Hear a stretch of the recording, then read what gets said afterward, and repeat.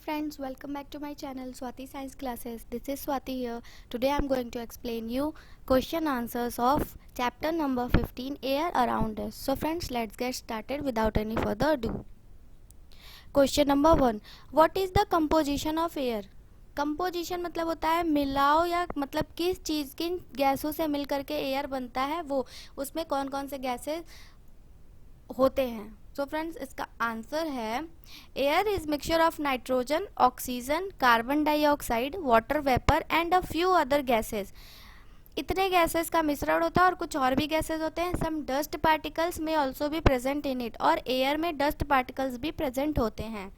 Question number 2. Which gas in the atmosphere is essential for respiration?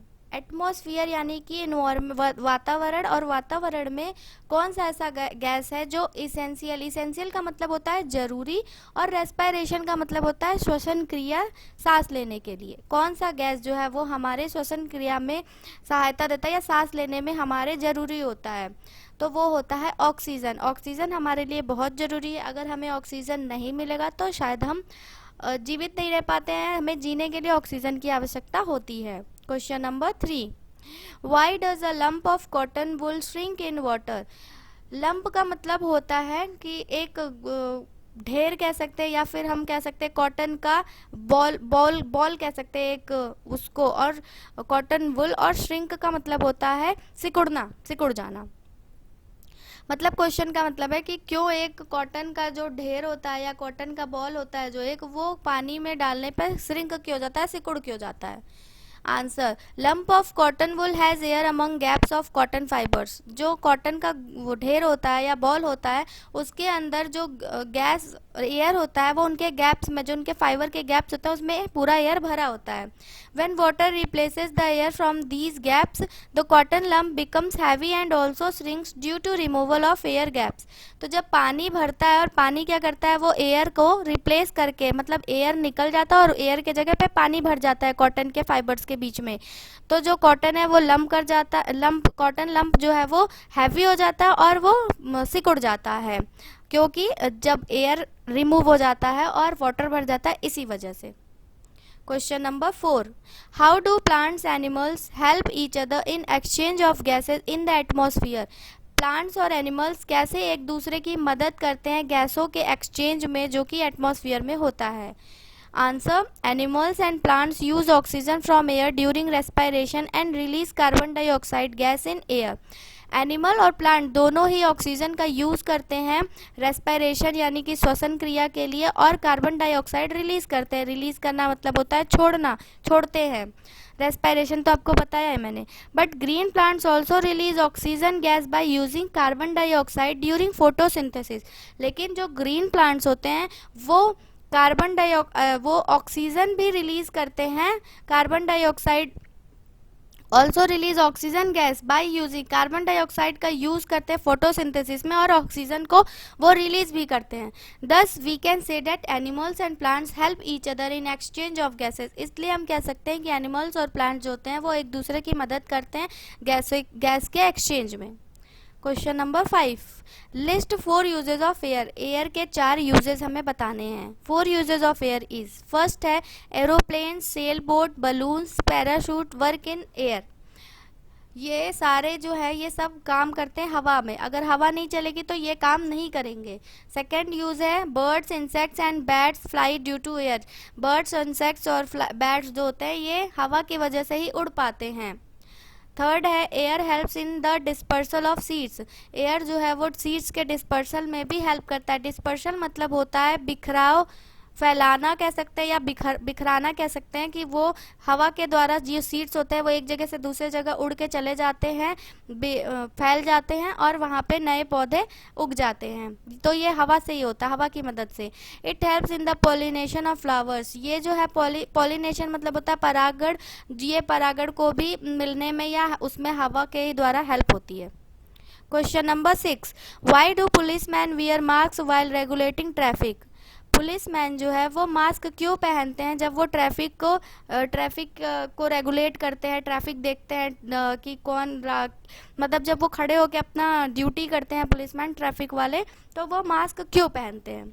Answer, dust and smoke are harmful to us. Dust और smoke दोनों ही हमारे लिए खतरनाक होते हैं।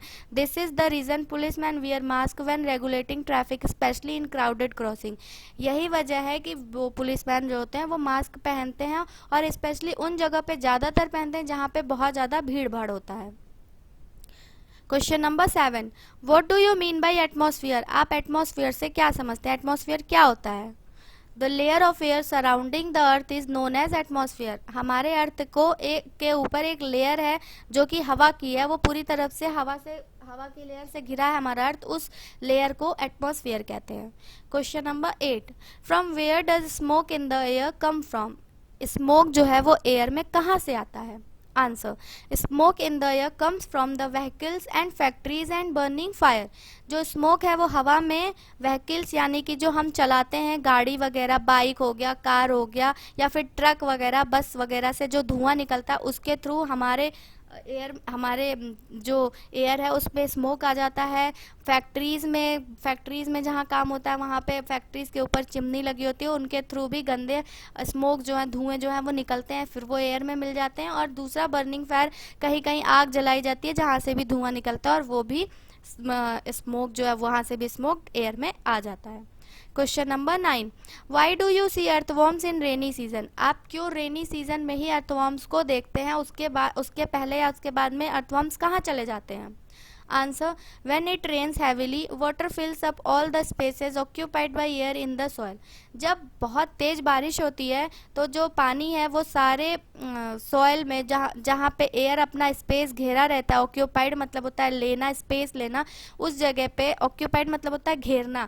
जो स्पेस जो है घेरा होता है एयर, वहाँ पे क्या होता है, पानी भर जाता है सॉइल में, उनके जगह पे, एयर के जगह पे। This makes it difficult for them to breathe and they have to come out of their burrows for respiration. इसलिए क्या होता है, जब जो एयर होता है उसकी जगह जब पानी भर जाता है सॉइल में, तो इससे उनको अर्थवॉर्म्स को सांस लेने में दिक्कत होती है, क्योंकि एयर मिलता नहीं है और एयर में ऑक्सीजन होता है, तो वो ऑक्सीजन पाते नहीं है, तो उनको सांस लेने में प्रॉब्लम होती है। तो वो अपने गड्ढों से, अपने होल से वो बाहर निकलते हैं रेस्पिरेशन के लिए, सांस लेने के लिए। That's why we see earthworms in rainy season. यही वजह है कि हमें अर्थवॉर्म्स जो है वो रेनी सीजन में ज़्यादातर दिखाई देते हैं। Question number 10, last but not the least, which are the main gases present in air? Air में कौन से मेन गैसेज होते हैं जो कि मौजूद होते हैं? The main gases present in air are nitrogen 78% and oxygen 21%। जो मेन गैसेज है, जो ज़्यादा मात्रा में होती है एयर में, वो होती है नाइट्रोजन सबसे ज़्यादा, उसके बाद ऑक्सीजन होती है 21%। द रिमेनिंग 1% अप्रॉक्स मतलब होता है करीब करीब, जो 1% है उसमें करीब करीब ये सारे होते हैं।